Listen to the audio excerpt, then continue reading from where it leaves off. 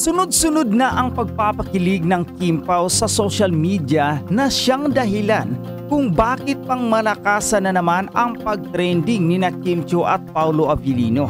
Matapos ngang dumagdagundong ang Araneta Coliseum sa paglabas ng Kim Pao sa Christmas special ng kapamilya, heto't spotted na naman na magkasama ang dalawa sa kanilang paboritong workout gym. Pinagpiestahan ng mga netizen ang sabay na workout ng Kim Pao na hindi itinago ang kanilang pagsasama. Pero may kwentong binuo ang mga solid fan ng Kim Pao na sinabi nilang concern love na ipakita ni Paolo kay Kim. Ito yung nakatayo si Kim at itinuro ang kanyang hita na parang may iniindang kirot. Lumapit si Paolo kay Kim at may sinabi sa kapareha. Nilagyan ng kwento ng mga netizen ang ganap na ito ng Kim Pao at sinabing to the rescue si Paolo sa jowa nito sa iniindang nakirot. Itinuro kasi ni Paolo ang tamang paraan ng pagbubuhat ng metal plates para hindi ma-injure si Kim. Yung mga ganitong eksena ni na Kim at Paolo ay sapat na para kiligin ng todo ang kanilang mga fans. Mas lalong nakumbinsi ang mga fans na magjowa na ang dalawa sa panibagong resibo ng kanilang pagsasama. Kung naniniwala ako talaga din sa first item natin na si Paolo Abilino madalas dumalaw sa studio ng It's Showtime. So, kasi number one, hindi naman maidi-deny, of course, pag ang mga security guard din naman or mga tao, kasi ang problema lang ang konti na kasi ng tao sa ABS-CBN. Unlike before, di ba, ang daming tao sa paligid, may mga restaurant doon, tsaka ngayon nga, di ba, sa parking, minsan bakante. So, hindi mo nakikita masyado kung sino ang pumapasok. Pero, mas madaling makita din pala ngayon dahil konti na nga lang. Hindi ka na malilito. At saka mismo yung mga host na nakakita mga glam team, mga makeup artists, mga staff, sila mismo nakakita. At saka eto si Paolo, sinusundo talaga nito minsan si Kim. Hindi man sila nagpapakita pero sinusundo nito. Siyempre meron sila pinupunta, nagla-lunch siguro, nagla-late lunch or nagchichikahan, yung mga tipong ganon. At nakikita rin talaga sila dahil nagsushooting sila after ng It's Showtime ni Kim, diretso na yan sa shooting. Hanggang gabi na yan. Liban na lang kung merong mga out-of-town shows or mga corporate events na kinakailangan puntahan, katulad nga sa choking. Di ba katulad, yung yellow na naka-butter yellow siya na na damit ng sexy niya. Di ba? Yung tinapay ba yan? Tinapay yan. Si Kim lang ba? Oo, si Kim. Pero kasi ngayon, parang package din lang sila. Yung Kim Pao, pag iniimbita yung isa, lagi rin kasama ang isa. Hindi na talaga rin sila mapaghiwalay. Tsaka ngayon kasi, nagsisimula na kasing iparamdam yung promo ng pelikulang My Love Will Make You Disappear.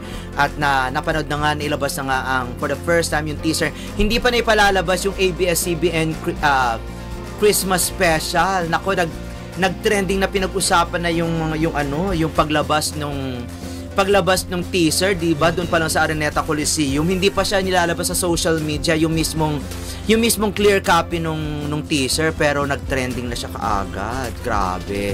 At yun na nga, si Paolo kasi, alam mo, si Paolo, siya yung mangingibig. Siya yung manliligaw. Oo, siya yung mangingibig. Mangingibig talaga na susuyuin talaga yung babae ng bonggang-bongga. So parang siyang old school. Old school. Ay, actually, sa pag in-interview si Paolo, pag sinasabi niya yung ideal na babae niya at saka yung parang kung paano siya nagkakagusto talaga, medyo old school talaga. Hindi siya yung tipo ng lalaki na makita lang na dumaan at maganda yung babae. Go na agad. Medyo mahaba ang proseso niya bago siya ma-inlove sa babae. Tsaka hindi naman to pinanganak kahapon si Paolo. Of For course. sure, inunti-unti niyan si Kim. Tapos nung medyo bigay na si Kim.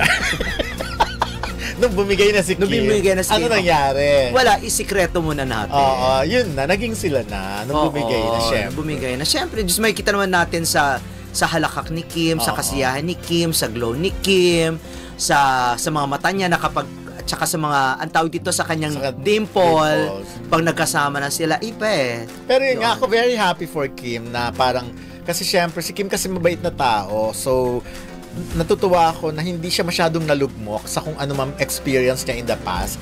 Kasi kung tutusin, kung ako siguro yon, kung 10 years ang pinagsamahan namin and nag-expect ako ng kasal na tapos ganun nangyari, baka nalugmok ako. Maraming artistang babae na sobrang naka-experience ng ganyan. Talagang medyo nagkulong muna, nawala muna sa sirkulasyon kasi talagang din na kinaya yung problema sa love life nila. Pero ito talaga si Kim, kaya natutuwa ako na nakikita ko yung todo, yung smile niya ngayon, halakak kung halakak, na napakasaya niya na. Talagang, kung titignan mo nga siya, parang parang yung kakumpletuhan ng isang babae. Yung sobrang complete siya ngayon.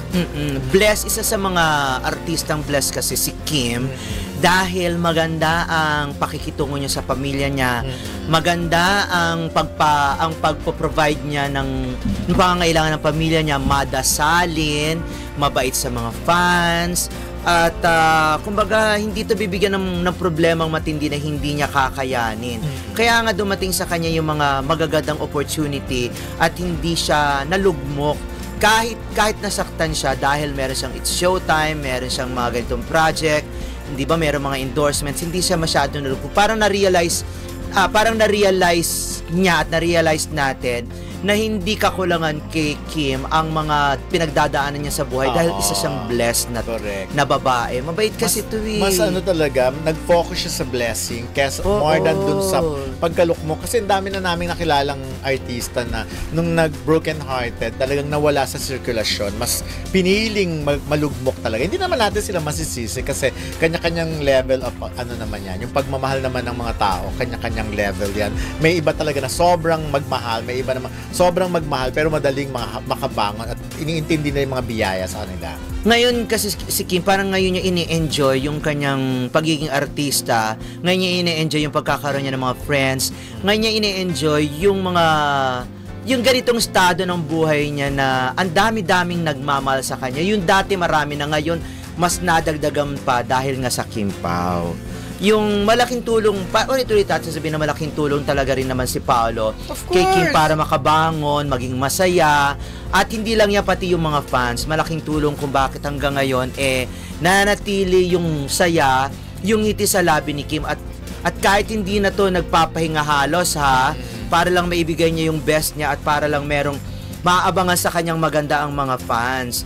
Yung tipong talagang dedicated siya sa trabaho niya, dedicated din sa kanyang pamilya, dedicated sa kanyang business. Ano man ang pinapasok nito si Kim, kay love team, kay business, kay pag-host, kay pag-acting, binibigay niya talaga yung 100% niya. Kaya nga bless siya, at saka pati yung mga kasamahan niya naaaliw sa kanya.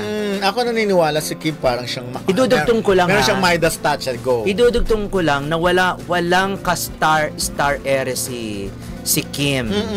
Hindi ayun din ang nakikita ko sa kanya. Wala, 'di ba? Kahit nga sino pwedeng bumarag sa kanya, 'di ba? Pero siyempre pag kinakailangan niyang ipairalin kung sino si Kim sa panahon ngayon, siyempre gagawin niya kapag siyempre pag nahahamon na, 'di ba, pag hinahamon. Pero hindi natin to mababasa na nakikipag-away siya, 'di ba? Apologetic nga siya pag meron nga sinabi sa kanya. At saka parang wala yung disposition niya sa buhay na sobrang saya, napakabungis-ngis, kaya hindi ko siya ma-imagine na nagtataray ng yung personal kasi talagang lagi siyang nakasmile, lagi siyang nakatawa. Si Kim yung kahit pagod, nakatawa siya, nakasmile siya. Tsaka hagik-gik kung hagik-gik. Yes, again, ulitin lang po namin, hindi po birthday ni Kim kaya hindi po kami nagpapatribute. Hindi po ito tribute kay Kim. Boss, sabi birthday ba ni Kim at may patribute tong dalawang baklang to?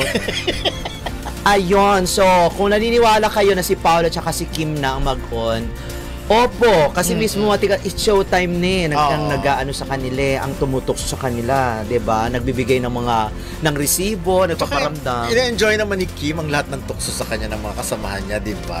Idinadaan niya sa matinding kilig ang oo nga.